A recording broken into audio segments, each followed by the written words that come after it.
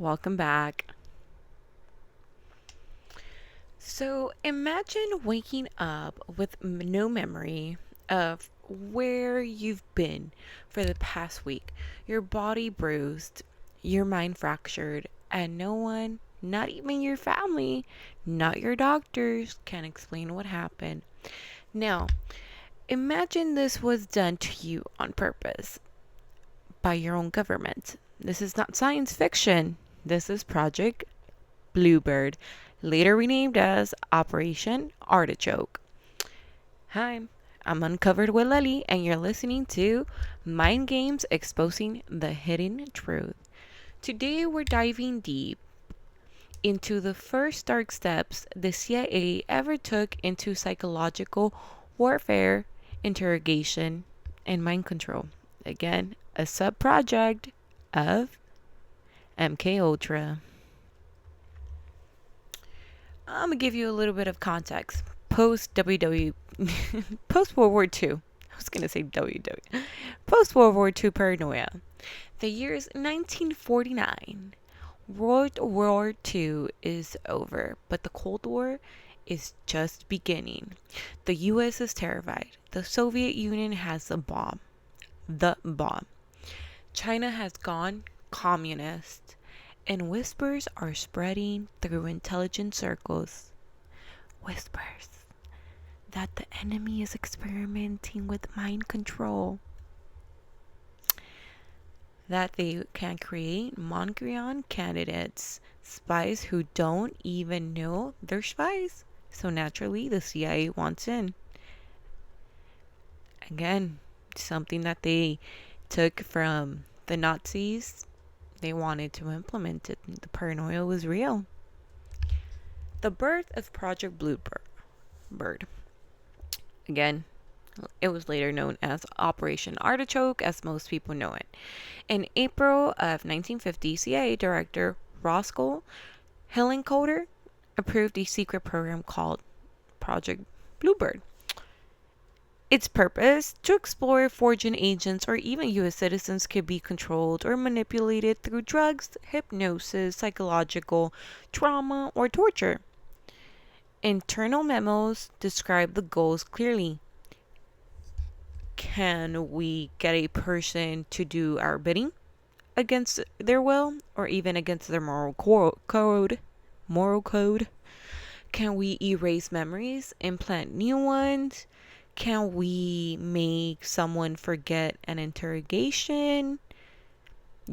Just months after it began, Bluebird changed its name to something even more absurd, Operation Artichoke. I'm not talking about the artichoke that you're able to eat. No, no, no.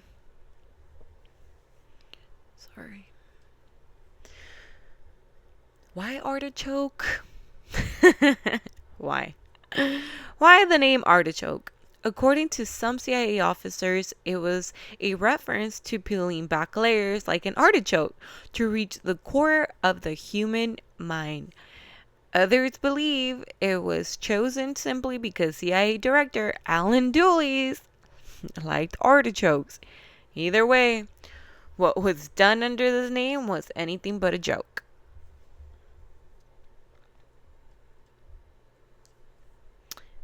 And I am going to input a picture here of how this is a facility where they would do these experiments, and this is the post basically of after they shut it down, and there were still basically machine remains that they were able to take pictures because somebody actually said take pictures because this is history and nobody's gonna believe it, so they took it. And this is brief overview. So now, what did they do? Techniques wise, what did they do, right? The techniques were so brutal and unethical even by Cold War standards. Declassified documents show that Artichoke team experimented with sodium amytal as scopolamine, also known as the truth serums. Remember that for MK Ultra, the true serum in the MK Ultra program was the LSD. That was their ultimate true serum that they were using because it was something that was working for them. And in this one, in Artichoke, they used the sodium amytal and the scopolamine. And for them, it was known as truth serums. Let's take a quick little water break.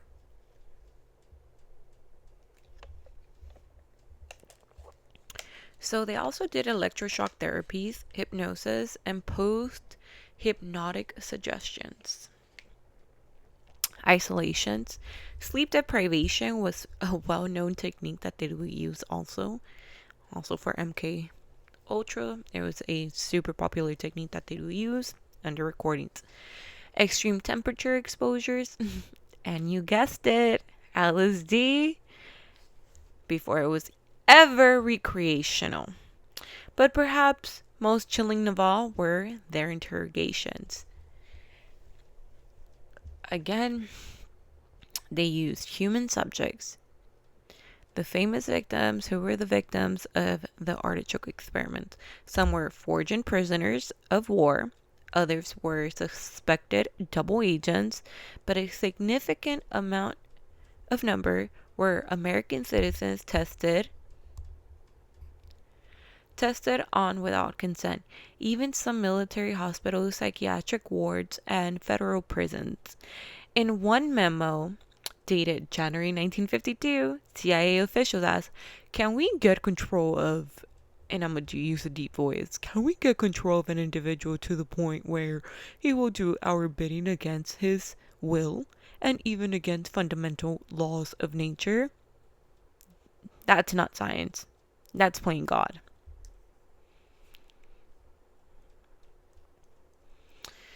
The terminal experiment, one of the most disturbing revelations came from the case where the subject did not survive.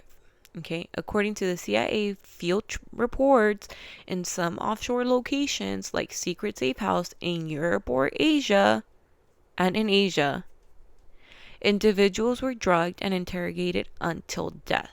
Again, they were conducting terminal experiments in safe houses in Europe and Asia where they drugged and interrogated these individuals until they died. Their deaths were covered up as accidents, suicides, or a heart failure. This should ring a bell with Dr. Frank Olson, okay? And we're going to talk about him right now. The case of Dr. Frank Olson, most notorious CIA cover-up that they try to do. Perhaps he's like the most infamous victim. Dr. Frank Olson, he was a U.S. Army biochemist. He participated in the MK Ultra trials, conducting it on other individuals, humans. So in 1953, Olson was covertly dosed with LSD during a retreat, Deep Creek Lake in Maryland, as part of a CIA experiment. A few days later, this is where he was dosed with LSD by Dr. Sidney, the mastermind, the evil genius of the MK Ultra. Okay, so he was dosed. So a few days later, after his retreat, he was going off the rails. And according to CIA, he was suicidal. But the forensics within the body, it showed that somebody either he had trauma, very severe trauma in his head, and most likely somebody might have pushed him from the 13th floor of the Startler Hotel in Manhattan, which is now known as I want to say the Hilton Hotel.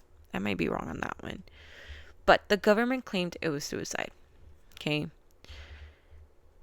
Family wasn't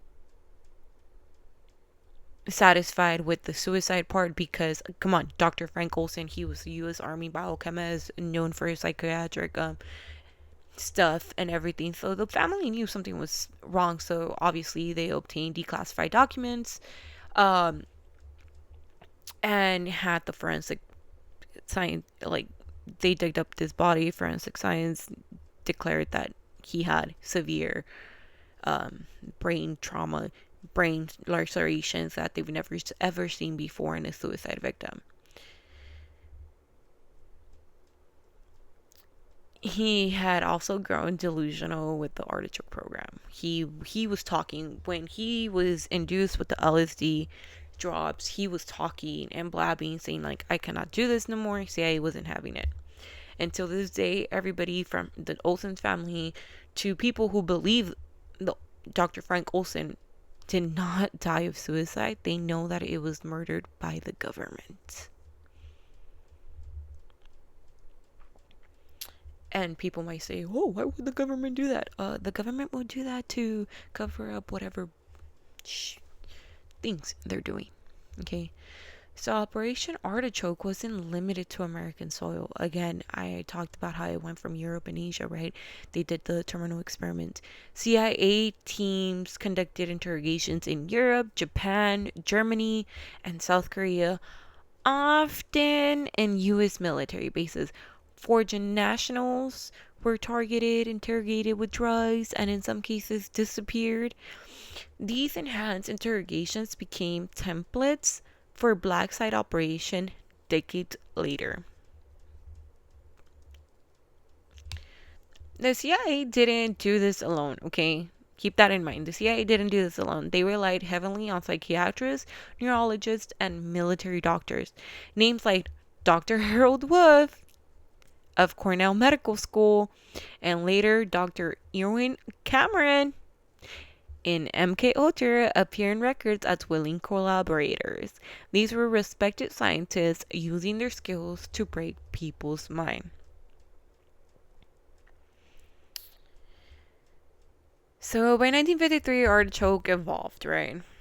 And it evolved, and it was part of the sub projects, you could say, from MK Ultra under the direction of the CIA chemist, the evil genius behind everything, Sidney Gottlieb.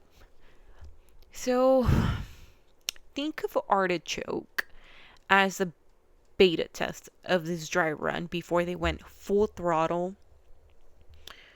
on MK Ultra, okay? This would become the CIA's most infamous and far-reaching program in psychological operations lasting over 20 years. You heard that right? Over 20 years.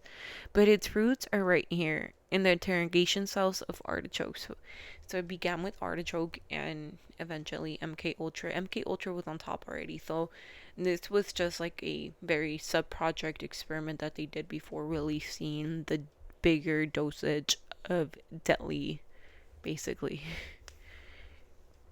diabolical experiments that we've ever seen in U.S. history. I want to talk about how MK, well, not MK Ultra, but Operation Artichoke, the amount of money that went in to help basically fund these operations was a very great lump sum. Let me see. So as you can see here, they have a personal, which is $40,800, supplies, which amounted for $1,025, equipment, which amounted for $3,190, and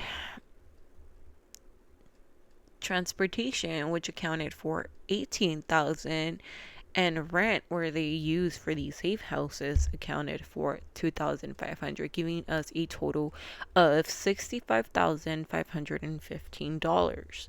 Okay, think about that number, $65,515.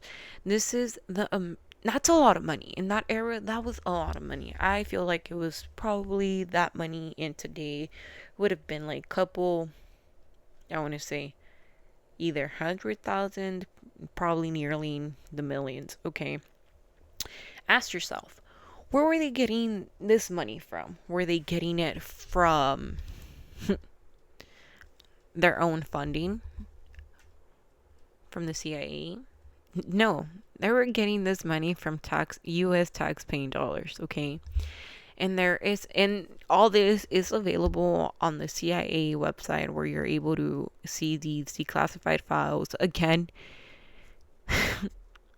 I don't know why they basically say declassified files already came out if they basically black out certain things. Yes, I get it. They're trying to cover up people's identities, which it's good, but it gets to the point where you're even reading on and it's saying what type of things they're using, but then they black out certain things. And it's like, what else are you covering? You're not telling us the truth. You're just giving the people what they want, and you're not giving the whole truth. But this is another document where it basically tells you how much each doctor was getting paid. So the first doctor, GS-15 psychiatric, was at $10,000. The GS-12 psychiatrist was at $6,400. The CIA polygraph specialist, GS-13, was amounted for $7,600, and two technical experts were paid basically $4,600. That's a lot of money. And obviously the supplies that they use: paper, ink, pen, clerical, medical, drugs, photographic, recording, etc. We're talking about $300, $10, $15, $100, $400, $200. The machines yet alone, the polygraph machines, were $1,295. Syringes were $25. All this money that was basically tax-paying dollar money that they were using. And we can say, oh, it wasn't taxpayer money. It was taxpayer money that they were using. But obviously, they want us Americans to be oblivion to the truth. And they say, oh no, it's part of our program budget. Their budget is not that much. Just saying. Much of what we know today comes from Freedom of Information Act requests in the 1970s and 90s. Okay.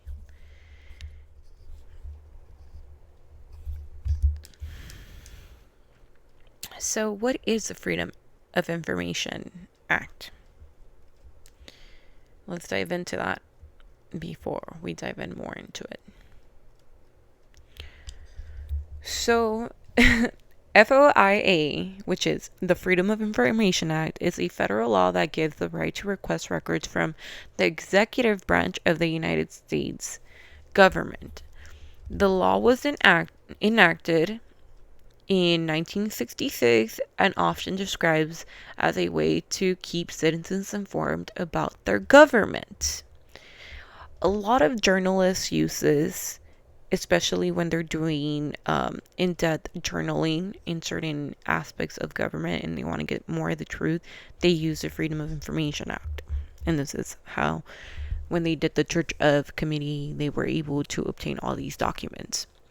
But even then, over 80% of the documentation was destroyed. Thank you, freaking Richard Helms. The director of CIA requested this to be destroyed due to the Watergate scandal.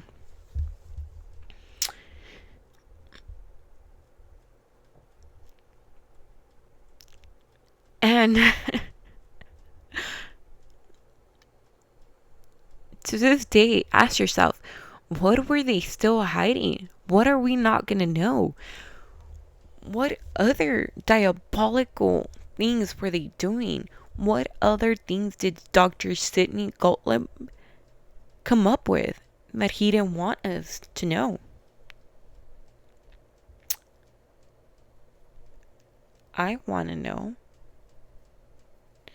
But unfortunately, mostly all the files were destroyed by Richard Helms because he was scared of what the public would say about him. But thankfully, by the grace of God, 20,000 of those files, which were financial files, were saved because they were placed somewhere else. That was a big error they made that back then. Some survivors till this day and their families of test subjects came forward over the years. Lawsuits were filed. Some received quiet settlements, but no CIA official was ever criminally charged. The psychological impact was permanent. The moral damage was unmeasurable. Today, when we hear about enhanced interrogation at CIA black sites or targeted psychological warfare online, remember these are not new tactics. They are evolutions of Artichoke and MK Ultra. The seeds were planted in the 1950s and they've never fully stopped growing. And they've always continued these. What remains buried in redacted files, locked archives, or lost to incinerators? How many people suffered in silence, erased from the record, and how many projects like Artichoke were never uncovered? That's what should keep us awake at night. What else? It's being blurred out by the government. Project Bluebird, Operation Artichoke, names that sound like harmless code words for programs that were anything but. It started with the question, can we control the human mind? The CIA spent decades trying to answer it, and till this day are still doing it, and in their quest, right? They crossed every fine line. You've been listening to Mind Games. If you found this interesting, disturbing, enlightening, or thought-provoking, make sure to follow, share, and let us know in the comments down below. But yeah. And I am not lying when you can find all these documents in the CIA website. This is another document from the CIA where it basically tells you in detail what they were doing with Operation Artichoke. It says, the immediate purpose of the program is to provide interrogation teams utilizing the cover of polygraph interrogations to determine the bona fides of high potential defectors and agents, and also for the collection of incidental intelligence from such projects. A team is to be composed of 3 persons consisting of a doctor, psychiatrist, polygraph, hypnotist, and a technician. And I provided how much these people were getting paid. At that time, it was a lot of money compared to now. Obviously, $1 is not worth much, right? It is proposed that 2 teams be established to meet current anticipated requirements, as it will require approximately 5 months to adequately train 2 polygraphs, hypnosis. INS will make available immediately its hypnotist specialist for field assignments in order that a team will be immediately available for service. To complete the team, a doctor and a technician will also be required for immediate service, basically on call. In this manner, 1 team will be available for immediate service, and within 6 months, 2 full-time teams will be established. It is further proposed that the doctors, psychiatrists, be set up in offices in Washington, which will serve as a cover for training, experimentation, and indoctrination purposes, and the use of drugs and hypnotism. The doctors will be available for field assignments with the interrogation teams. All training of the team personnel will be conducted by INSS.